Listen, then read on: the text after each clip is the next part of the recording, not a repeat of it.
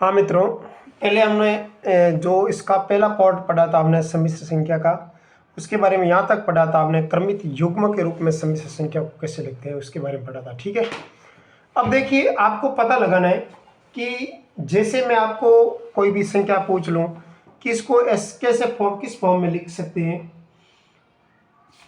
तो सम्मिश्र संख्या को कॉम्प्लेक्स होता है। जैसे 5,2 इसके ऊपर कोष्टक लगा दिया जाए तो इसको कैसे लिख सकते हैं, 5 + 2 आयोटा। ठीक है, 5 + 2 आयोटा, इसे ऐसे लिख सकते हैं। ठीक है, कुल मिलाकर पहले वाली संख्या होती है वो वास्तविक संख्या होती है और दूसरे वाले जो नंबर में वो जो संख्या होती है वो काल्पनिक संख्या होती है। ठीक है,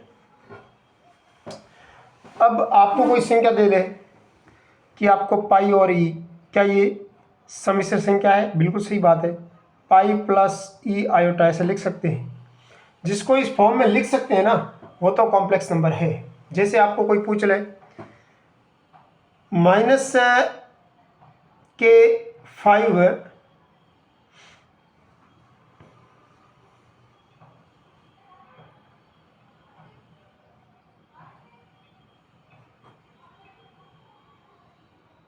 -√5 और 2, इसको कोई भी संख्या पूछ ले तो ये कॉम्प्लेक्स नंबर नहीं होगा। क्यों नहीं होगा ये कॉम्प्लेक्स नंबर? अब इसको ये एक सम्मिश्र संख्या नहीं है, ये सम्मिश्र संख्या नहीं है, सम्मिश्र संख्या नहीं है। क्यों नहीं है? देखो इधर कोई भी संख्या है, कोई भी संख्या जैसे x = x + iota y, x और y दोनों क्या होने चाहिए? रियल नंबर होने चाहिए। क्या होने चाहिए? Real number.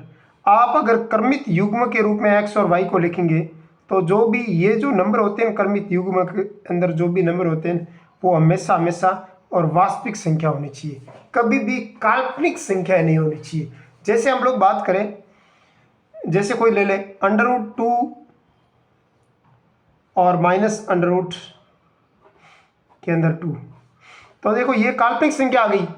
यहाँ पर x का मान भी है माइनस के √2 और y का मान है -2 के ऊपर √।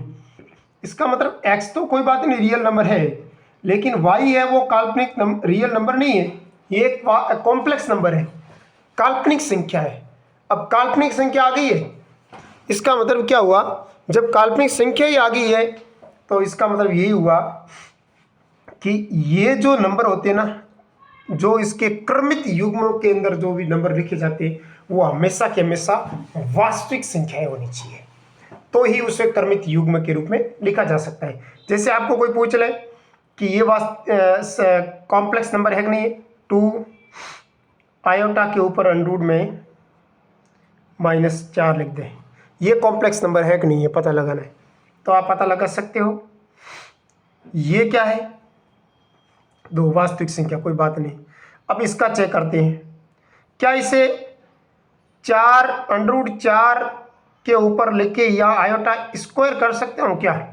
बिल्कुल कर सकता हूँ, क्योंकि इस √4 है उसके ऊपर माइनस है, उसको मैं ऐसे लिख सकता हूँ -+4 × -1, इसको अलग अलग कर दिया, √4 × -1, इसका मान होता है आयोटा, √4 × आयोटा, इसका मतलब ये हो जाएगा 2 आयोटा, 2 आयोटा के रूप में लिख सकते हैं। अब 2 ये हो जाएगा 2 आयोटा, ये 2 है, ये है 2 आयोटा स्क्वायर, आयोटा स्क्वायर का मान होता है -1, कुल मिलाकर ये संख्या आई वो आएगी 2 - 2, और ये दोनों आपस में वास्तविक संख्या है। बिल्कुल सही बात है, ये दोनों वास्तविक संख्या है, काल्पनिक संख्या नहीं है, इसका मतलब ये एक सम्मिश्र संख्या है। जैसे कोई संख्या ले ले आपके पास सामने,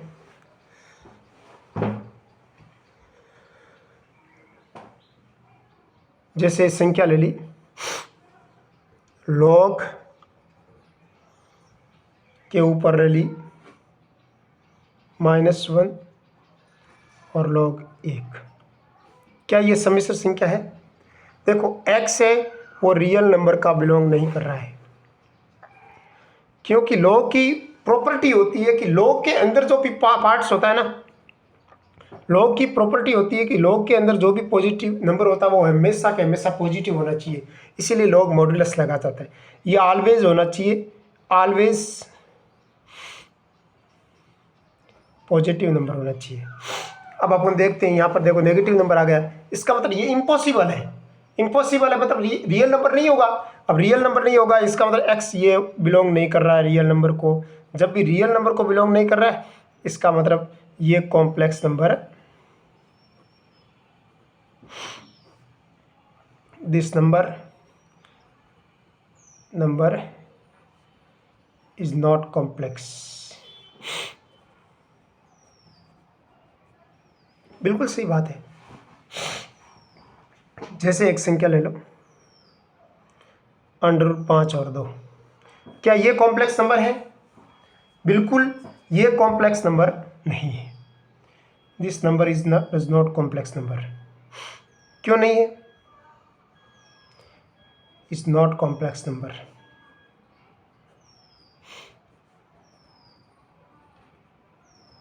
बिकॉज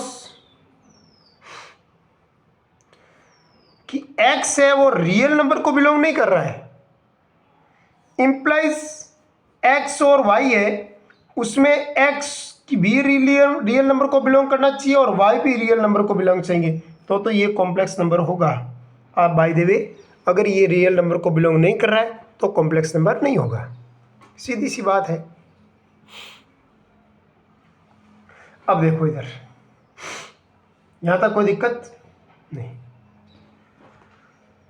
अब हम लोग कुछ ऐसा श्रेणी के अंदर सर्व समीका लिखी हुई, सर्व समीका को मूलभूत बीजीय संक्रिया यहाँ लिखते हैं।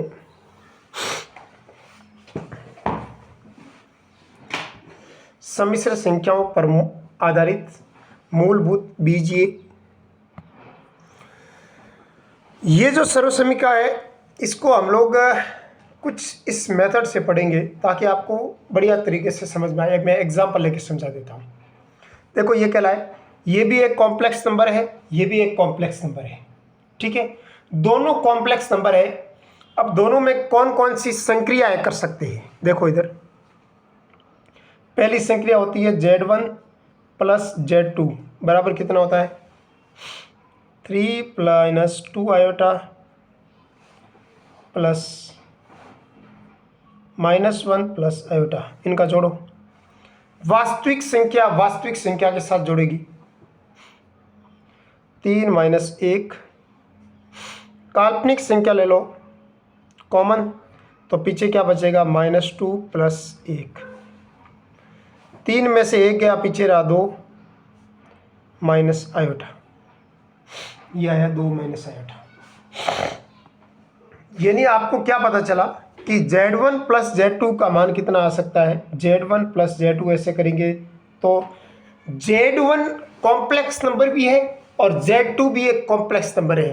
दोनों को जोड़ेंगे तो जो वास्तविक संख्या होती है, जो रियल पार्ट होगा वो रियल पार्ट के साथ जुड़ेगा और जो इमेजिनरी पार्ट होगा वो इमेजिनरी पार्ट के साथ जुड़ेगा। अब देखिए मैं कोई एग्जांपल ले लेता हूं। Z1 - Z2 इसका मान कैसे निकालेंगे? तो मैं एक काम करूंगा, Z1 की वैल्यू लिख दूंगा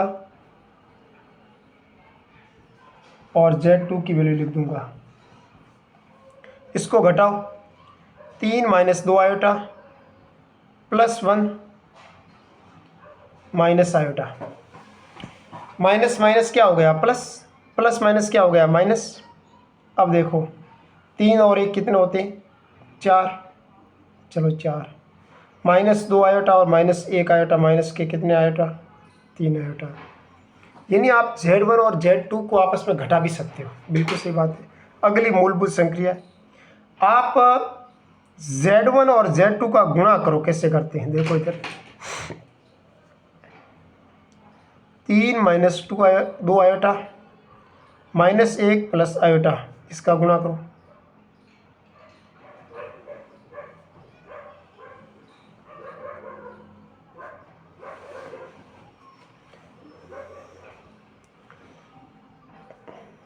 तीन के कॉमन में ले लो, -1 प्लस आयोटा माइनस 2 आयोटा के कॉमन में ले लो, -1 प्लस आयोटा, गुणा करो -1 का 3 से गुणा -3, 3 का 1 से आयोटा से गुणा 3 आयोटा, माइनस दो माइनस क्या हो जाता है +2 आयोटा, माइनस माइनस क्या हो जाएगा -2 आयोटा स्क्वायर। अब क्या हो जाएगा माइनस का 3 plus 3 iota plus 2 iota plus के 2, क्योंकि आयोटा स्क्वायर का मान कितना होता है -1, और -1 2 -2 से गुणा करेंगे तो +2 आ जाएगा। 3 और 2 कितने होते हैं 5 आयोटा, और ये हो जाएगा -1। कुल मिलाकर इसको ऐसे लिख सकते हैं -1 प्लस 5 आयोटा। बिल्कुल सिंपल है, -1 प्लस 5 आयोटा। अब देखिए अगला पार्ट से कि अगली सर्वसमीका आप इसको क्या भाग दे सकते हैं कॉम्प्लेक्स नंबर का कॉम्प्लेक्स नंबर में, Z1 का Z2 में भाग दे सकते हैं। देखो Z1 भाग 2 Z2, Z1 का मान कितना है 3 - 2 आयोटा भाग -1 plus iota, -1 plus iota, -1 plus iota का 3 + 2 आयोटा, इसको आयोटा में भाग दे दीजिएगा। चलो कोई बात नहीं, भाग दे देते हैं।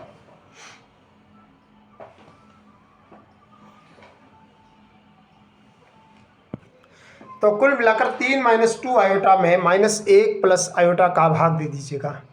तो जब भी इसका भाग देते हैं तो क्या करते हैं परिमीयकरण,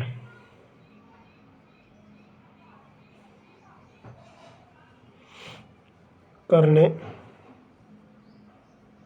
पर ये लिखा 3 - 2 आयोटा, लिखा minus plus iota, minus minus iota, minus minus iota, और जब इसका भाग दे देंगे तो क्या होता है परिमीयकरण कब करते हैं जब आयोटा के आगे प्लस लिखा होता है तो उसका माइनस का ऊपर नीचे गुणा कर दो, और माइनस लिखा है तो प्लस का ऊपर नीचे गुणा कर दो। ठीक है, अब देखिए मैं क्या करूंगा, इसका गुणा कर देता हूं इधर,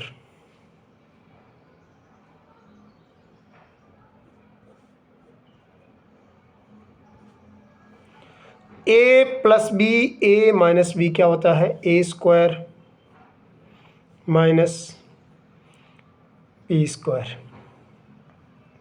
3 का गुणा कर दो -1 माइनस आयोटा, और -2 आयोटा का गुणा कर दो -1 माइनस आयोटा, बटा -1 का स्क्वायर होता है 1, और माइनस आयोटा स्क्वायर का होता है आयोटा स्क्वायर का होता है -1। अब इसका गुणा करो तो -3 हो जाएगा, -3 iota plus 2 iota plus 2 iota square बटा 2, -3 आयोटा प्लस 2 आयोटा -2 बटा 2, गुणा करो -3 और -2 कितना होते हैं -5, और ये जगह माइनस आयोटा बटा 2, इसको ये आएगा इसका आंसर। ठीक है, कोई बात नहीं। अब कोई पूछ ले आपको, अगर आपने Z1 की वैल्यू ली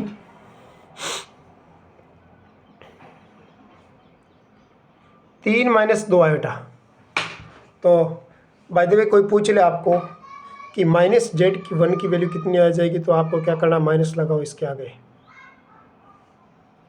भाग गुणा करो -1 का 3 से गुणा -3 प्लस 2 आयोटा, आंसर।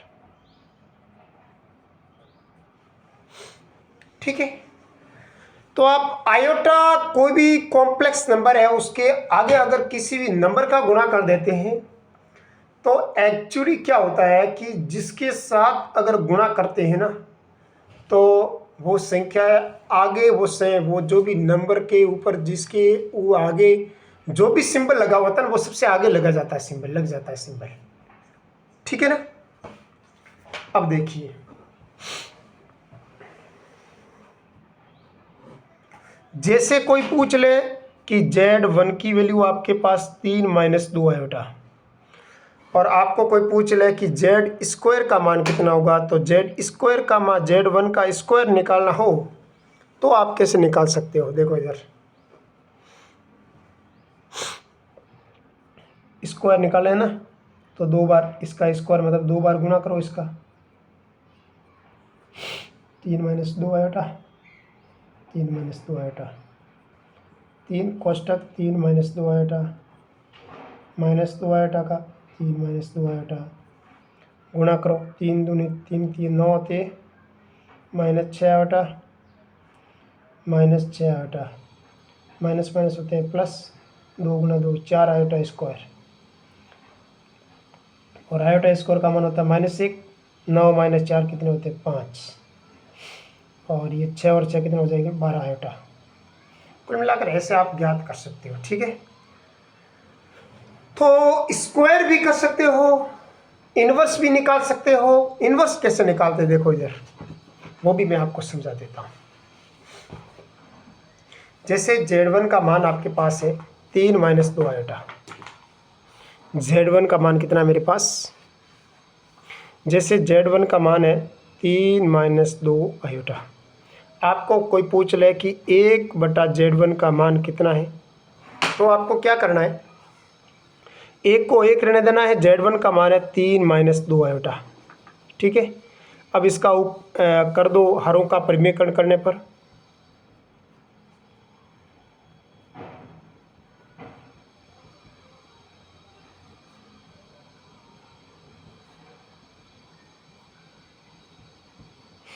करो परिमेयकरण,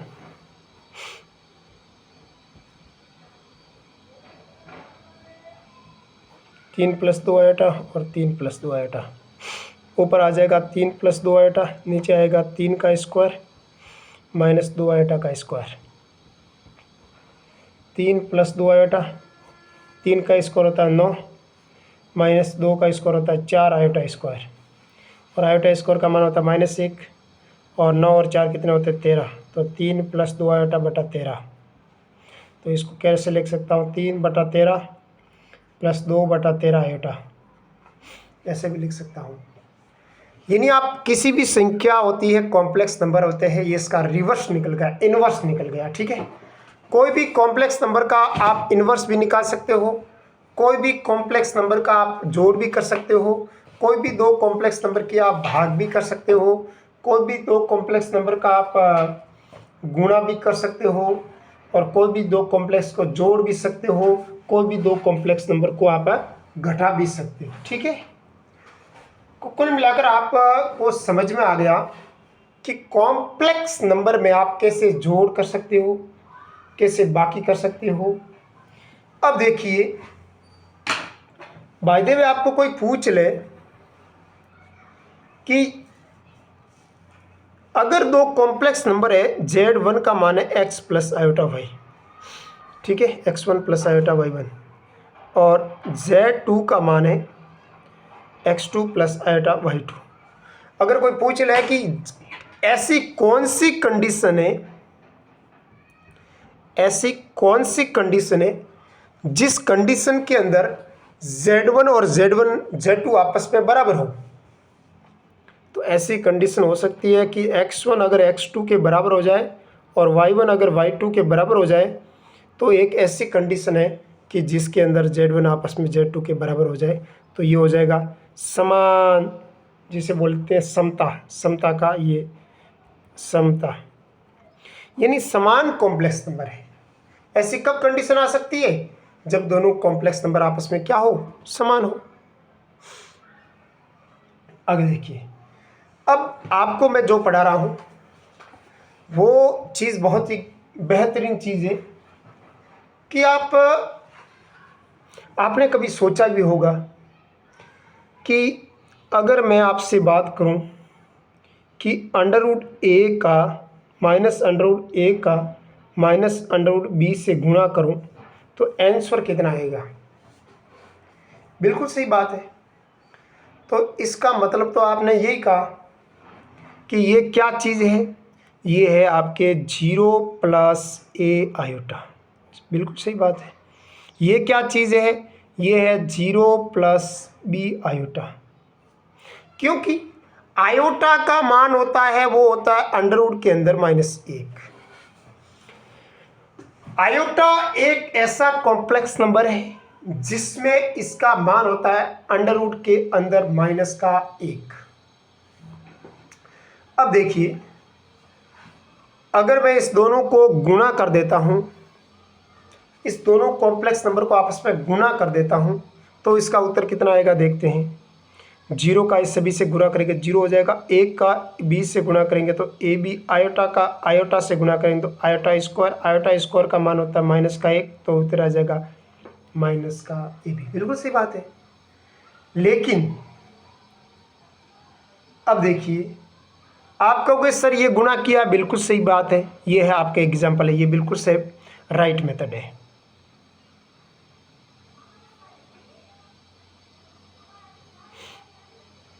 बिल्कुल आंसर आएगा और बिल्कुल यही उत्तर आएगा अंडर रूट के अंदर। अच्छा सॉरी, ऊपर अंडर रूट लगेगा, ये तो अंडर रूट ऊपर ही रहेगा ना, क्योंकि अंडर रूट 1 को मैं ऐसे लिख सकता हूँ -1 और प्लस का a, और अगर -1 का अलग कर दिया और अंडर रूट 1 का अलग कर दिया तो इसलिए क्या हो जाएगा, अंडर रूट a आयोटा।